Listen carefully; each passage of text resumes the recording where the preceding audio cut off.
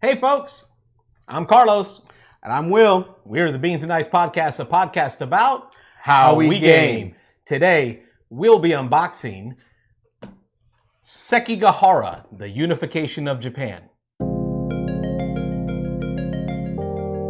You're listening to the Beans and Dice Podcast, a podcast about how we game. Hey folks, welcome to today's unboxing episode of Sekigahara, the Unification of Japan. It's a block war game. Will, go ahead and get started on unwrapping that thing. Oh, yeah. I'll talk a little more about Sekigahara while he's unwrapping. It's a GMT game. Will introduced me to this one. He found it, brought it over, his copy, and I was just excited about how this one played. It's a game from 2011, so I wasn't sure what to think, but when I saw that it was the number five war game out of all war games on war theme games on BGG. I mean, that's huge. Number 5. That's a great game. Go ahead and get this bad boy unboxed. Yeah. Let's get this top view camera going here. So Will's gonna get going on this unboxing. So as you can pretty much notice, this is the cardboard on the box itself is... But that's GMT, man. Yeah. GMT, their components are stellar, thick. And it needs to be, because this thing weighs over 4 pounds. It's also gonna get a lot of work. Yeah, I mean, look. I mean, I know many people don't really care about their boxes, but I do. So you can stack stuff on this box. I mean, this is a nice box. Sekigahara. It's Sekigahara was a battle. Correct. Yes. In Japan during the civil wars of Japan, right? The Sengoku go Judai. See, Will is more of the history buff when it comes to this era. I'm, not as much. Go ahead, just start unboxing. All right, so here we go. We got the manual here. All right, zoom in on that. Let's show the manual. Just like a classic GMT game, you're gonna get the GMT style of writing, which I love. I don't know about you, Will, but I really enjoy how GMT will put numbers on all of their paragraphs. Yes. So when you and I, or even Rob and I, when we argue about like Thunder Alley, which is a GMT game, I'll say things like, go to paragraph 6.9.4. Yeah. And it just allows us to get right into the rule book. And which is great, because here's the rule book, tells you right here, and then on here, it's a reference here, and here they tell you another 6.4, turn A, turn B. They go through every single mechanic you got in this game, and it's listed very well. I know that it looks a little boring in the way it's written because there's a lot of text, but they overdo a lot of it because they talk about it multiple times in different sections. Yeah. If that type of mechanism or play belongs in this section as well as a different section, they'll talk about it again. Yes. And that's why I find GMT books, for me, easy to read and understand the rules, because it really takes you through examples of play. And then at the end, they have the historical notes. I mean, this right here is the same box art on there, but just a full expansion of that. It takes you right into the history of the game. That famous painting of that battle. So, and then you got some zoom in photos, and it pretty much, this book at the end gives you a history of the famous Japanese samurai daimyos, the samurai warlords, Hit them with the artwork. Let's go to the macro camera. Turn that thing around and show them in the macro cam some of that artwork there. Here. Yeah, hit them with, I mean, these banners are beautiful. The Japanese theme that comes across from this is just gorgeous. You can see that. I mean, it's just beautiful, the artwork in this game. Let's get into some of these components. GMT, like they do. Here is a couple of rules, cheat sheets or reference sheets, one for each player to walk you through the gameplay. And it also has the same number system on there as well. Because it points you to the paragraph that you need to seek in each section. Stickers. Here we have the stickers, which personally for me was the funnest part about doing it. I was putting all the stickers. Show them a couple cameras. So each of these stickers got mons for all the blocks you're going to have on there. And there is... Bring it down a little bit so that it focuses in. There you go. You can see, and these mons, these what are called mons, these daimyo symbols, are historically accurate. Correct. These are all the Japanese. I watched, after we played, I watched the PBS documentary on the Battle of Sekigahara. Watching those thousands of soldiers or samurai with their banners on their back and all of these actual images, these same symbols on their backs, running down those hills and going at each other, really added to the flavor of this game for me. Correct. Yeah. I mean, the Tokugawa Ieyasu, which is the leader for the We'll come back to the Black top Army camera. here. I mean, right there is his mon. You have the mon of Dante right here. So you got all the mons here. If you're really familiar with the Japanese history and logo, they're all listed here. Some more They stickers. give us some more stickers because they all couldn't fit on one sheet. So now, Ooh, the map. the map. Let's get wider zoom here. So this is a full mounted board. I don't know how they get them in here. I was able to get mine back in, so I guess you're not going to be able to anymore. But That was not my plan. So, oh, look at this board. It's huge. I'll have to move the box here. Yep. Oh, help me out there, buddy. Let's turn this thing around so we can see it. There we go. Sorry, folks. And that's another GMT problem. Yes. Is their mounted boards are so thick. I'm talking thick, oatmeal thick boards that won't even lay flat. You know, if you played Command and Colors or any other GMT style game, these boards are so thick they just don't lay flat. But they're linen. But I'd rather have that as an issue that the board's thick, it's covered in linen. You're gonna be sliding blocks all over the map here. So, And this is a depiction of the island of Japan. And it gets you into Edo, which is also now Tokyo. correct. So that you can see historically where the leaders began on each side. They connect each of these, and we'll zoom in a bit. Each of these zones will connect with roads. So like Edo here will connect with a highway into Takasaki. But you also have these smaller roads that connect into Oyama, so you can see how they depicted them.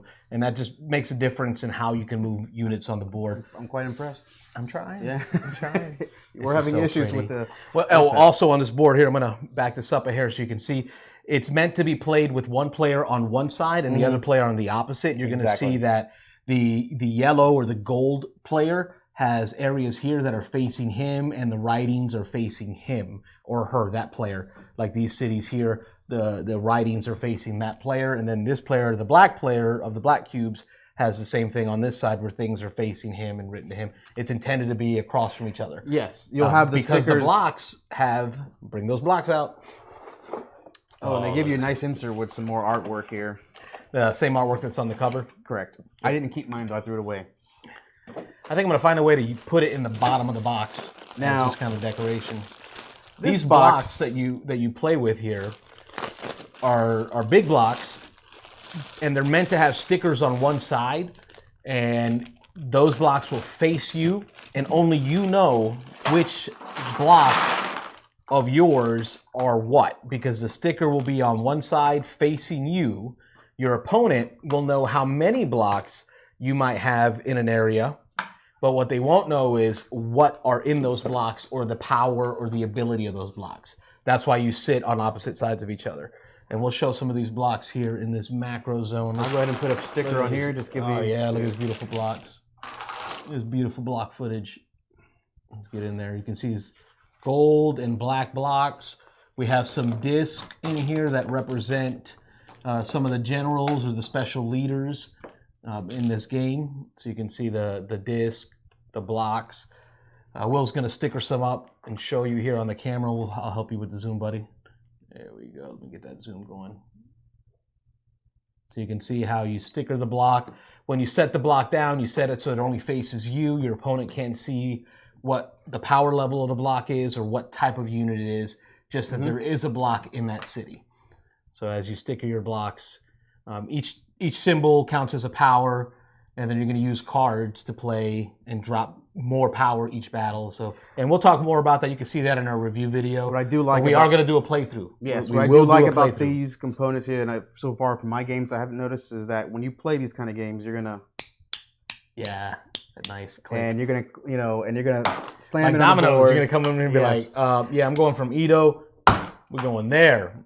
And I've noticed so far, some of the gameplays I played, and we'll show you as well, is that you have to put these blocks in the bag and randomly draw out your arm. So you're gonna be shaking. Yes. Your copy has been used. Quite a few How times. are the components faring up for you? They're still great. So the paint is still good on Mm-hmm. the blocks, the gold blocks? Yes. Good. And you know what's great is if you look, I mean, if you got a really good eye for it, you can tell a little bit shading difference from each golden block. But to me, that just adds flavor to the game. I like the feel, the generalmanship.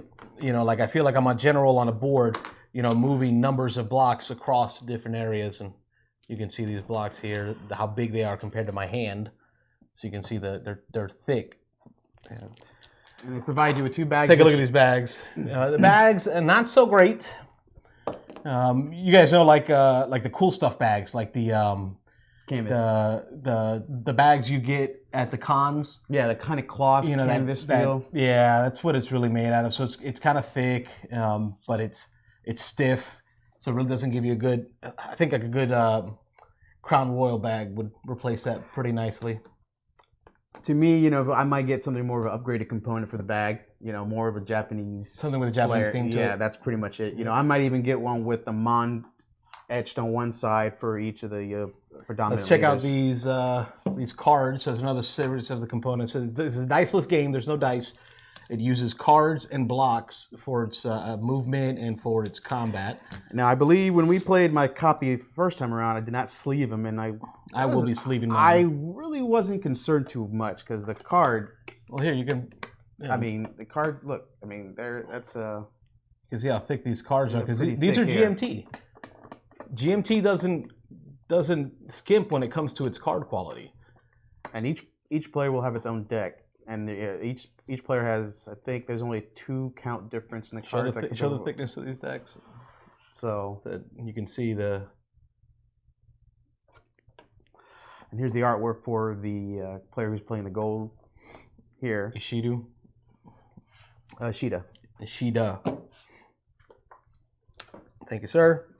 Show them some of those cards. I want so they can see what symbols are on there. If you want to flash. So those one of through. the biggest components of this game is loyalty, which you get 4 of these loyalty challenge cards here, which when you go to the reveal you'll see is when we play live stream.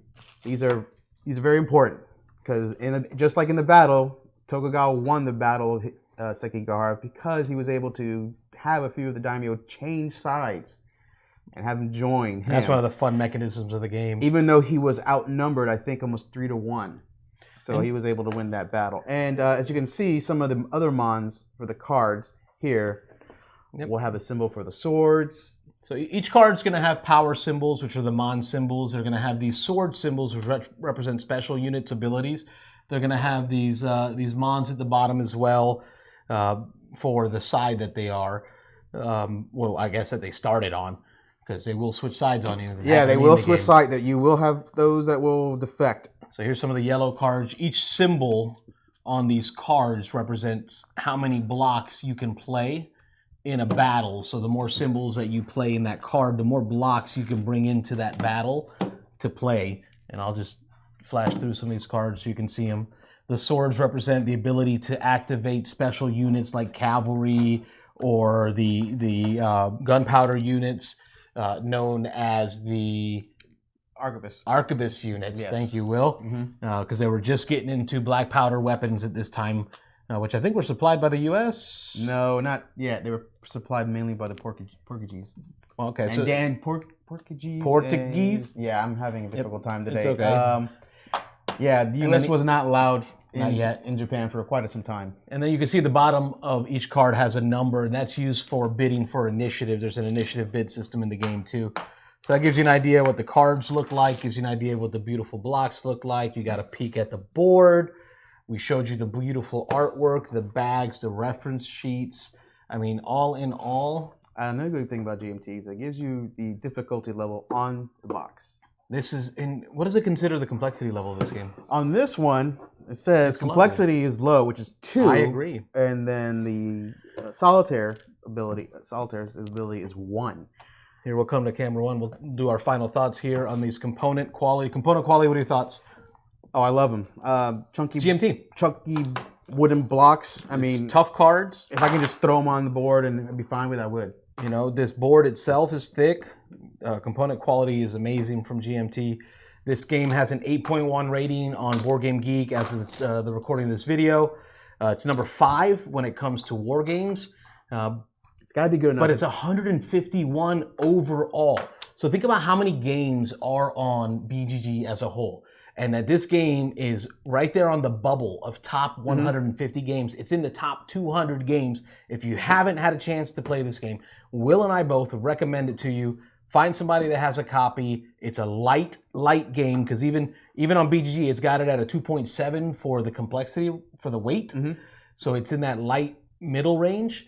But it's probably the war game that I would recommend to any Euro gamer. I think it's one of the games that it's so simple, but yet I think it's harder to figure out what you're going to do every time you're going to play it. Yep, you can learn how to play quick, but you're going to lose until you figure out how to play. I have won every game I've played so far. And I haven't. No, and you haven't. No, you have not yet. So on that note, we are the Beans and Knives Podcast, a podcast about how we game. Thanks for watching. Please like and subscribe for more content. We've got more unboxings on the way. My buddy Will is my war game buddy. He's one of the guys in our group that likes the war games, so you'll see more war game content from Will and I together. Not so much from Rob. That's not his big thing. I like the conflict This is a game that he wants to play, and we will get to you guys an on-the-table playthrough of Sekigahara soon. So thanks for watching. See you on the next one. Later. Bye, everyone. Thanks for watching the Beans and Dice podcast. Don't forget to like and subscribe.